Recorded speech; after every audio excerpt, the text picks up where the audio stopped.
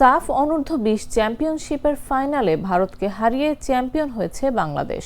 শুক্রবার রাতে মালদ্বীপের মালেতে হওয়া ফাইনালে টাই ব্রেকারে 4-3 গোলে ভারতকে পরাজিত করেছে বাংলাদেশ। গেল বছর ভারতের অরুণাচলে সাফ অনূর্ধ্ব-19 চ্যাম্পিয়নশিপের ফাইনাল শেষে কান্নায় ভেঙে পড়েছিলেন বাংলাদেশের যুবারা। মুর্শেদ ফয়সালরা স্বাগতিক ভারতের কাছে হেরেছিল টাই ব্রেকারে। এবার বাংলাদেশ সে প্রতিশোধ নিল অনূর্ধ্ব-20 চ্যাম্পিয়নশিপের শিরোপা জিতে। রোনান সুলিভান শুরু করেছিলেন স্বপ্নের মতো, শেষটাও করলেন তেমনভাবে। যুক্তরাষ্ট্র প্রবাসী এই ফুটবলার জোড়া গোল করে প্রথম ম্যাচে পাকিস্তানকে হারিয়েছিলেন। ফাইনালে টাই ব্রেকারে শেষ শটটি লক্ষ্যভেদ করে তিনি আনন্দের বন্যায় ভাসিয়ে দিলেন দেশের ফুটবলামোদীদের। বাংলাদেশ এ নিয়ে দ্বিতীয়বার সাফ অনূর্ধ্ব-20 বিভাগের শিরোপা জিতল। 2024 সালে নেপালে অনুষ্ঠিত ফাইনালে বাংলাদেশ স্বাগতিকদের 4-1 গোলে হারিয়েছিল।